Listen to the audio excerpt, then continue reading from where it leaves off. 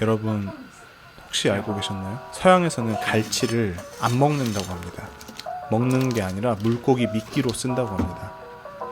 정말 이해가 안 가죠? 이렇게 맛있는 갈치를 왜 안 먹는지 제가 궁금해서 한번 찾아봤는데 정확하게 이유를 써놓은 곳은 없었습니다. 근데 전반적으로 서양 사람들이 갈치에 대해서 관심이 없더라고요. 위키피디아에도 네 줄이 끝이고 낚시는 잘 되는데 잡으면 미끼로 쓰는 그런 물고기로 인식하고 있었습니다.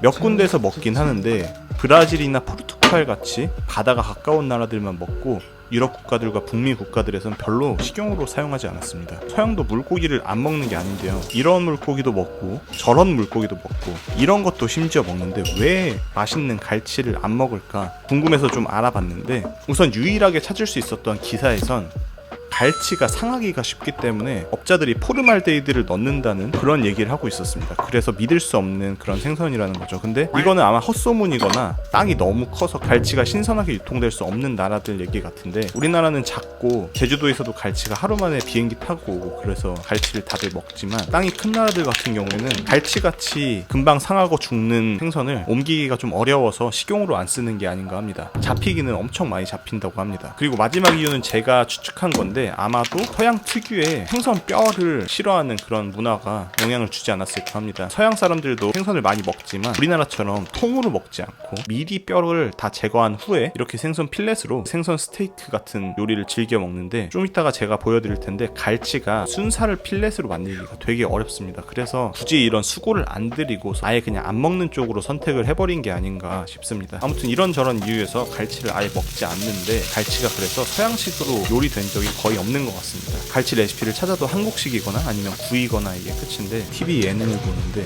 유지성님이 갈치 파스타를 굉장히 맛있게 먹는 모습을 보고 딱 봐도 갈치로 파스타를 만들면 진짜 맛있겠다는 생각이 들어서 만들어 봤습니다. 오늘 재료는 갈치와 갈치 속젓, 애호박, 루꼴라, 레몬즙, 파스타 이렇게 준비를 했는데 마트 가면 다 쉽게 살 수 있는 재료들이라서 구하기가 어렵지 않습니다. 루꼴라 같은 경우에는 그냥 빼고 안 넣으셔도 되는데 마트에서 할인을 하길래 사왔습니다. 야채 손질은 간단한데 애호박을 반으로 썰고 한 입 크기로 잘라주면 끝이고 대파는 어슷썰기로 갈치 조림할 때처럼 썰어주면 됩니다. 여기 안 나와있지만 다진 마늘도 준비를 해주시면 됩니다. 그 다음 진짜 어려운 부분은 지금인데 갈치를 뼈를 제거를 하고서 따로 튀겨서 파스타 면에 올려서 먹더라고요. 그래서 뼈를 일일이 다 제거를 해야 되는데 갈치가 뼈 제거가 정말 생각보다 어려운 그런 생선이었습니다. 갈치가 유난히 좀 어려웠어요. 튀겨 먹을 때는 뼈를 빼기가 쉬운데 이걸 칼로 하려니까 어려웠습니다. 여러분은 웬만하면 순살 갈치 되게 잘 나오니까 순살 갈치로 해드시라고 혹시나 하실 분들을 위해서 팁을 제가 드리면은 가운데 등뼈를 두고 양 옆에 칼을 넣어서 한 번씩 잘라줬습니다. 그럼 가운데 등뼈와 살이 붙어있는 부분만 남는데 그건 따로 이렇게 칼을 넣어서 살살살 떼주면은 그래도 깔끔하게 손질을 할 수 있었어요. 뒤집어서 똑같이 양옆에 칼을 넣고 잘라주고 등뼈와 살을 분리해주고 마지막에는 이 두 개의 필렛에서 양옆을 잘라줘야 됩니다. 이렇게 보시면 양 옆에 가시들이 몰려 있습니다. 여기를 아예 그냥 칼로 조심스럽게 도려내주는 게 훨씬 안전합니다. 제가 좀 어설퍼서 이렇게 했는데도 가시가 한두 개 정도는 나오더라고요. 그래서 여러분 조심해서 하시고 다 하고 나서 맨손으로 한번 양옆을 만지면서 살에 가시가 있는지 없는지 잘 체크해서 드셔야 됩니다. 아무튼 이렇게 갈치 필렛이 준비가 되면 바로 요리에 들어가는데 오늘은 스텐팬으로 요리를 했습니다. 스텐팬은 알다시피 예열이 필요한데 기름을 두르고 기름이 물결칠 때까지 예열을 해준 다음에 끄고서 한 1분 정도 기다리면 스텐팬 사이사이에 기름이 잘 코팅돼서 스텐팬인데도 코팅팬처럼 음식물이 잘 달라붙지 않습니다. 그래서 이렇게 1분 정도 쉬었다가 요리를 해주시면 좋습니다. 먼저 애호박부터 노릇노릇하게 구워주시고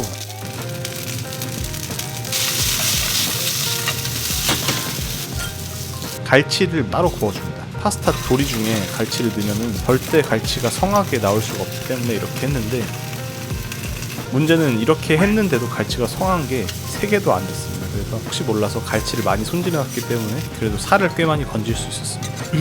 뭐 아무튼 요리는 아무튼 보는 것보다 맛이 중요하니까 이 부스러기들도 잘 긁어서 먹었습니다. 오히려 이 부스러기들이 노릇노릇하게 잘 구워져서 맛있더라고요. 그 다음 파스타를 조리해주는데 다진 마늘부터 잘 튀겨줍니다. 마트에서 파는 다진 마늘을 쓸 때는 정말 금방 탈 수 있으니까 색을 잘 보면서 조심히 요리해주시고, 마늘이 어느 정도 익어간다 싶을 때, 색이 다들 변해간다 싶을 때 갈치 속젓을 반 수저 정도 넣고 면수를 한 국자 넣어주세요. 갈치 속젓이 면수에 잘 녹아들면 익혀놨던 애호박하고 대파를 넣고 한번 끓여줍니다. 이제 이 상태면 파스타 베이스는 완성이 됐고, 파스타 면이 80% 익을 때까지 기다렸다 여기에 옮긴 다음에 마저 익혀주면 완성입니다. 파스타 면은 물론 소금물 1%, 저는 1.5리터 물에 소금 15g 넣고서 해줬습니다. 파스타가 한 80% 정도 익었을 때 팬으로 다시 옮겨줬습니다. 저는 면수가 좀 많아서 면수를 추가로는 안 했는데, 면수가 좀 부족하신 분들은 면수를 더 넣어주면서 면을 익혀주시면 되고, 조리 마무리할 때쯤에는 불을 좀 낮춰주신 다음 레몬즙을 살짝 뿌려줍니다. 저는 2바퀴를 둘렀는데 이게 조금 레몬이 많았어서 1바퀴 정도 두르시면 적당할 것 같아요. 물론 레몬즙이 아니라 생레몬 짜서 쓰시면 더 좋고요. 마지막엔 루꼴라를 넣어서 숨이 한번 죽으면 이제 완성입니다.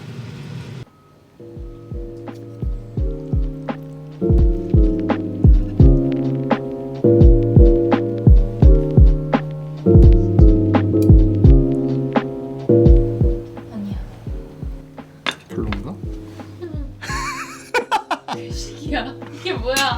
다시 주면 안 돼?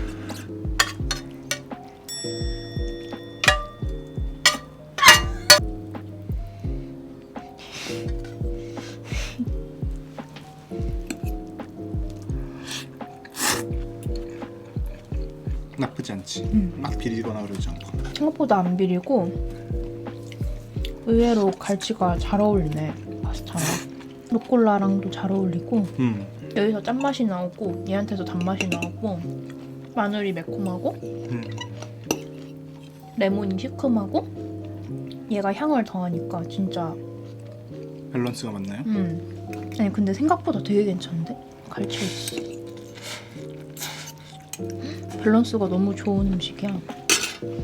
맛있다. 맛을 보면 되게 고급스러운 맛이 납니다. 갈치 속젓으로 파스타를 만든다고 하면 비리지 않을까봐 걱정하시는 분들이 많을 것 같은데, 엔초비 파스타를 생각하면 됩니다. 엔초비 파스타가 다들 많이 먹지만 그렇게 비리지 않거든요. 되게 맛이 밸런스가 좋은 그런 맛이었습니다. 그러니까 한 가지 맛이 되게 강하지 않고 좀 적절히 잘 섞여 있는 그런 맛인데, 어쨌든 되게 한국적인 재료들만 들어갔는데 되게 이국적이고 고급스러운 맛이 나는 그런 파스타였습니다. 서양인 친구들도 이런 맛을 꼭 즐기면 좋겠는데 갈치를 안 먹는다니 되게 유감입니다. 서양 사람들이 갈치를 먹기를 바라면서 영상 마치고 다음에 더 좋은 레시피로 찾아뵙겠습니다. 감사합니다.